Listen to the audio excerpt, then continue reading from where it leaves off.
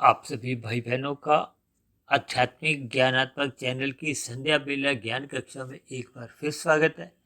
आज की चर्चा का विषय है योग और भोग में अंतर। देखिए, सर्वप्रथम अंतर तो हमें पढ़ने से ही समझ आ जाता है, क्योंकि योग में हमने देखिए सफ़ेद रंग का इस्तेमाल किया है और भोग में हमने एक रंगीन रंग का। रंगीन का अभिप्राय क्या है? ये जो 5 भोग्य विषय हैं, गंध, रस, रूप, स्पर्श और शब्द, मनुष्य का स्थूल शरीर भी इन विषय भोगों का ही परिणाम है। माता के गर्भ में आपका हमारा जो एक शिशु का एक शरीर बनता है, उसकी जो प्रथम कोशिका है, उसके पीछे का कारण भी देखिए भोग विषय ही होते हैं। इनको शास्त्रों में देखिए तन्मात्रा कहा गया है, इनको सूक्ष्म भूत भी कहा गया है।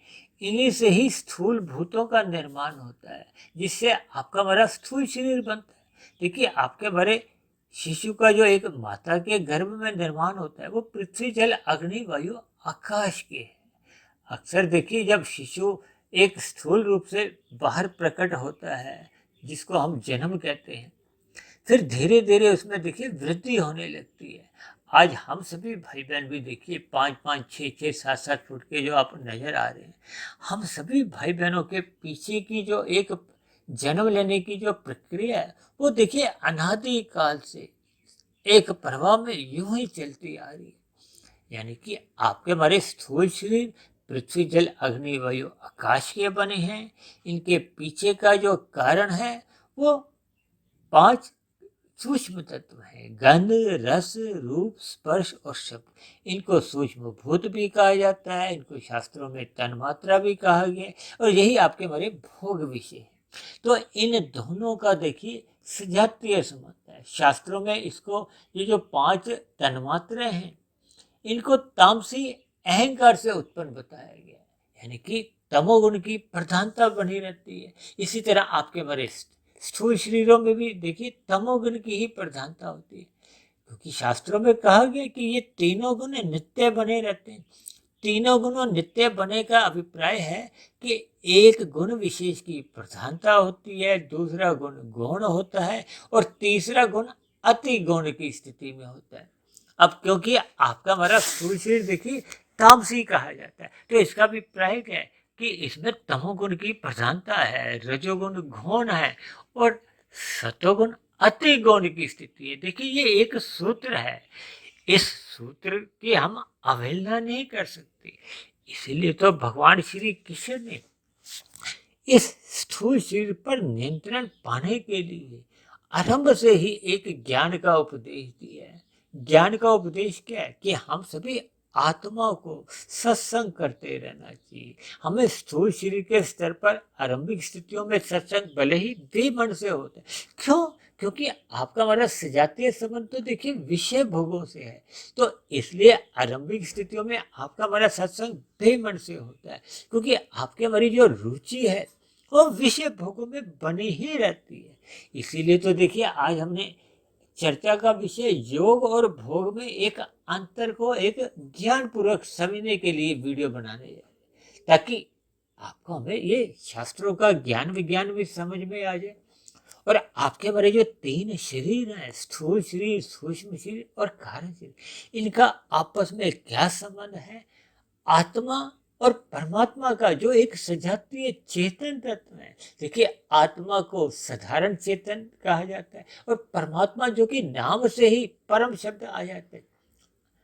परम शब्द किसी एक सत्ता के लिए आता है, और वो भगवान है। भगवान एकमात्र ऐसी सत्ता है जिसके स्वरूप देखिए अलग अलग हैं। वो अलग अलग स्वरूप भी इसलिए रचे गए क्योंकि हम सभी भाई बहनों के देखिए अलग अलग स्वभाव हैं। कोई सत्वगुणी है, कोई रजोगुणी है, कोई तमोगुणी है। जैसे रंग भी 3 है तो उससे असंख्य रंग बन जाते, इसी तरह ये गुण भी 3 है, लेकिन इन 3 गुणों से ही देखिए कितने ही अलग अलग स्वभाव के मनुष्य हैं। देखिए, वर्तमान समय में तकरीबन बताया जाता है कि इस संसार में तकरीबन 950 करोड़ के आसपास लोग हैं, और सभी का स्वभाव अलग अलग है।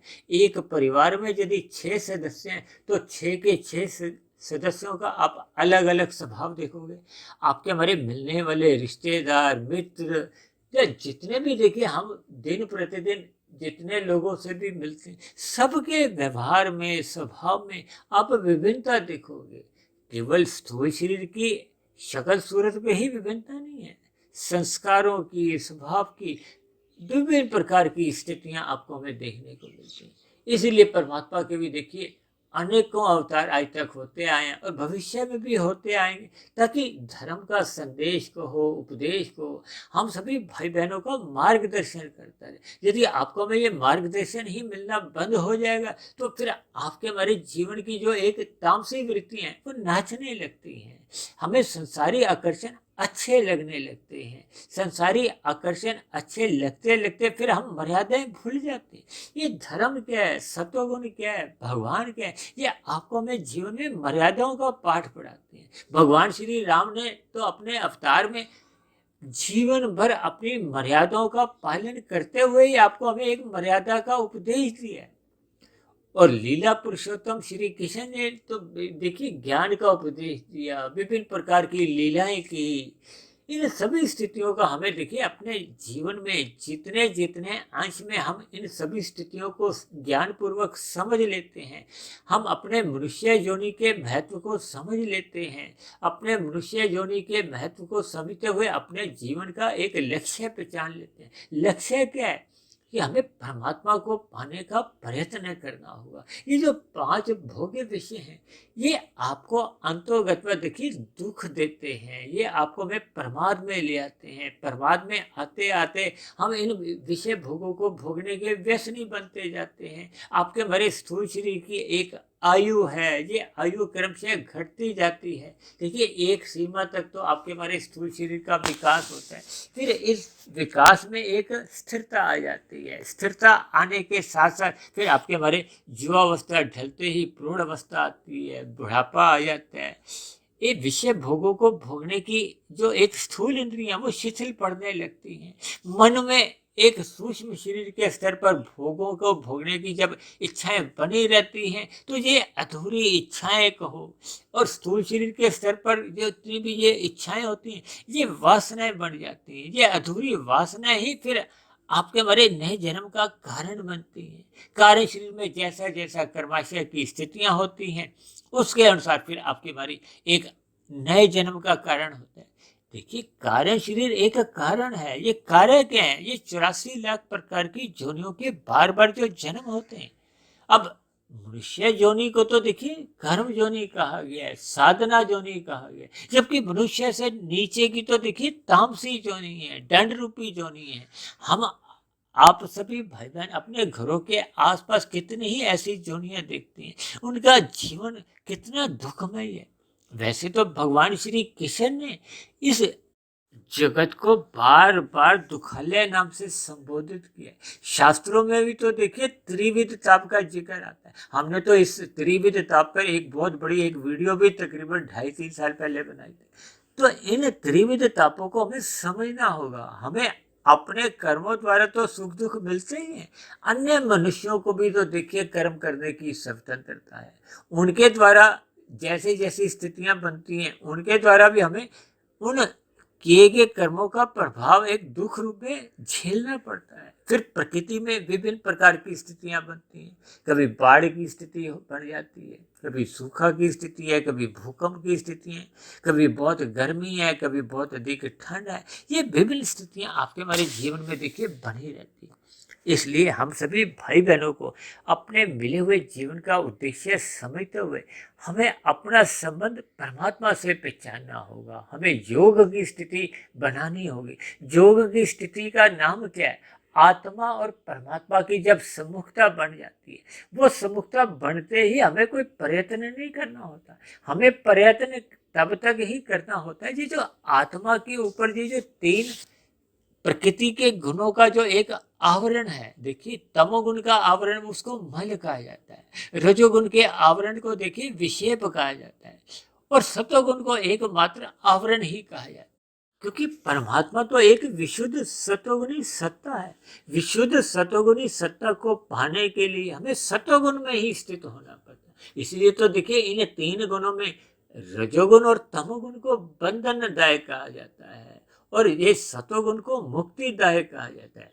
ये मुक्ति दिलाने में सहायक होता है, क्योंकि जब जब हम सतोगुण का संग करते हैं तो इसका अभिप्राय क्या है? सत्संग करते हैं, हम ज्ञान में स्थिति में रहते हैं। और इसी सतोगुण का ही एक शुद्धतम अवस्था क्या है? उसका नाम ही क्या है? ब्रह्म मुहूर्त, जिसका हम बार बार अपनी चर्चाओं में प्रतिदिन ही एक चर्चा करते हैं। और हमारी तो आज तक की जो 1160-65 के आसपास जो वीडियो बन चुकी हैं परमात्मा के आशीर्वाद से, परमात्मा की प्रेरणा से और आप सभी भाई बहनों की उमंग उल्लास को देखते हुए, उत्साह को देखते हुए, हम प्रतिदिन पिछले तकरीबन 3.25 वर्षों से जो वीडियो बना रहे हैं, ये भी सभी वीडियो देखिए ब्रह्म मुहूर्त में ही बनती हैं। ये जो हम संध्या बेला संदेश में भी पिछले तकरीबन 4-5 महीनों से जो वीडियो बना रहे हैं, प्रसारित कर रहे हैं, ये भी वास्तव में देखिए परमात्मा की प्रेरणा से केवल ब्रह्म मुहूर्त में ही बनती है। भले ही हम उन बनी हुई वीडियो विशेष को देखिए संध्या बेला संदेश के नाम से शाम को प्रसारित करते हैं। तो इन सभी स्थितियों से हमें क्या प्रेरणा लेनी है कि हमें परमात्मा से जुड़ना है, हमें योग की स्थिति में रहना है। और योग की स्थिति तभी बन पाती है जब हम ब्रह्म मुहूर्त का संग करते हैं। ब्रह्म मुहूर्त में हम परमात्मा को जितना चाहे देखिए हम लूट सकते हैं। हम शास्त्रों का अध्ययन करते हुए अपनी मूल स्थिति को पहचानते हुए हम उस मूल स्थिति में लौट सकते हैं। देखिए मूल स्थिति में लौटना ही तो आपके हमारे जीवन की एक सफलता है, सार्थकता है। क्योंकि आत्मा के ऊपर जब ये 3 गुणों के आवरण समाप्त हो जाते हैं तो आत्मा अपनी मूल स्थिति में लौट आती है। जब आत्मा मूल स्थिति में लौट आती है तो वो परमात्मा की ओर तो फिर सहज ही आकर्षित होती है। जैसे देखिए लोहे के छोटे छोटे कण चुंबक की ओर आकर्षित होते हैं, चिपक जाते हैं। भगवान श्री कृष्ण का तो अर्थ ही क्या है? आकर्षण। हम उसकी ओर चिपक जाते हैं, आकर्षित होते हैं। तभी तो देखिए हम जब जब गीता का ज्ञान सुनते हैं, ज्ञान की बातें सुनते हैं ध्यान से, देखिए जब हम उखड़े हुए रहते हैं, विषय भोगों का चिंतन करते हैं, उस स्थिति विशेष में तो हमें परमात्मा की उपलब्धि कहो, परमात्मा का ज्ञान कहो, वो हमें अच्छा नहीं लगता। इसीलिए तो बार बार कहा जाता है कि ब्रह्म मुहूर्त में उठना चाहिए। ब्रह्म मुहूर्त में परमात्मा का ध्यान लगाने में अनुकूलताएं होती हैं, परमात्मा का ध्यान जल्दी लग जाता है। दिन में देखिए रजोगुण की स्थितियां होती हैं और सूर्य ढलने के बाद तो देखिए तमोगुण की स्थितियां उत्पन्न हो जाती हैं, मोहनात्मक स्थितियां उत्पन्न होती हैं। मोहनात्मक स्थितियों का अभिप्राय देखिए स्थूल शरीर के स्तर पर विषय भोगों की एक कामना से होता है। जब जब हम स्थूल शरीर को अधिक महत्व देते हैं तो फिर हम भोग की स्थिति में आ जाते हैं। भोग की स्थिति में आने पे ही फिर आपकी हमारी कभी कभी मर्यादाएं भंग होने लगती हैं। हम अमर्यादित विषय भोगों को भोगने लगते हैं। अमर्यादित विषय भोगों को भोगने के परिणाम स्वरूप आपका हमारा ज्ञान अवरत होने लगता है, ढकने लगता है। जैसे सूर्य के प्रकाश के आगे काले बादल जब आ जाते हैं तो सूर्य का प्रकाश अस्थायी रूप से ढक जाता है। इसलिए हम सभी भाई बहनों को अपने मिले हुए जीवन में योग की स्थिति में अपने आप को स्थित करना होगा। परमात्मा से अपना जो संबंध हम भूल चुके हैं उसको हमें पुनः स्थापित करना होगा। हमें अपनी दिनचर्या व्यवस्थित करनी होगी। जब जब हम योग की स्थिति में एक मजबूत स्थिति बनाते जाते हैं तो आपका फिर हमारा रजोगुण एक सहज ही मर्यादा में आ जाता है। रजोगुण मर्यादा में आने के उपरांत फिर मनुष्य की तमोगुण में गिरने की सभी संभावनाएं समाप्त हो जाती हैं। तब ऐसी स्थिति में मनुष्य के देखिए सकाम कर्म भी केवल अपने स्थूल शरीर की आवश्यकताओं की पूर्ति के लिए ही होते हैं। अन्यथा मनुष्य फिर अपने कर्तव्य कर्मों को ईमानदारी से वे प्रसन्नता पूर्वक ही निभाता है। यानी कि संक्षेप में आप जो समझ सकते हो कि मनुष्य फिर वो अपनी स्थिति कर्म योग की स्थिति बना लेता है और कर्म योग की स्थिति बनी रहने के बाद फिर आपके हमारी ज्ञान योग की स्थिति उत्पन्न होती है। ज्ञान योग की स्थिति मजबूत होने पे फिर हम भक्ति योग में स्थित हो जाते हैं। भक्ति योग में तो देखिए आपके हमारे कार्य शरीर में जितने भी अज्ञानता के भोग प्रेरित संस्कार होते हैं वो दग्ध भी होने लगते हैं। तब ऐसी स्थिति में योग की स्थिति उत्पन्न होती है, यानी आत्मा की परमात्मा से प्रीति होती है। यानी कि हम केवल अपने स्थूल शरीर की अवस्थाओं की पूर्ति के लिए ही एक पदार्थों का उपयोग करने लगते हैं।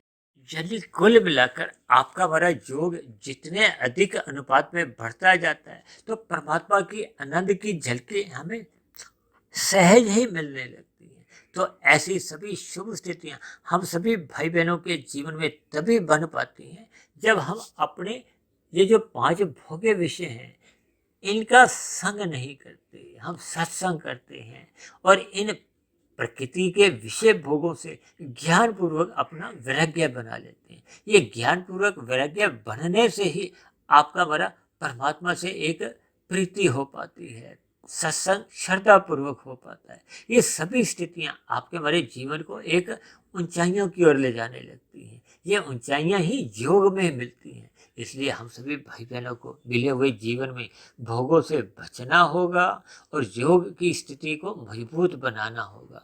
तो ऐसी सभी शुभ स्थितियां हम सभी भाई बहनों के जीवन में भी जल्द से जल्द और अधिक से अधिक बनती जाएं। इन्हीं शुभ कामनाओं के साथ आज की चर्चा विशेष को अब हम यही विश्राम देते हैं। कल सुबह फिर मिलते हैं ब्रह्म मुहूर्त उपदेश कक्षा में। तब तक आप अपने आध्यात्मिक मित्र सुधीर भाटिया फकीर को इजाजत दें। आप सभी भाई बहनों को बहुत बहुत शुभ रात्रि और सुबह ब्रह्म मुहूर्त में उठने के लिए मेरी ओर से आप सभी भाई बहनों को बहुत बहुत शुभकामनाएं।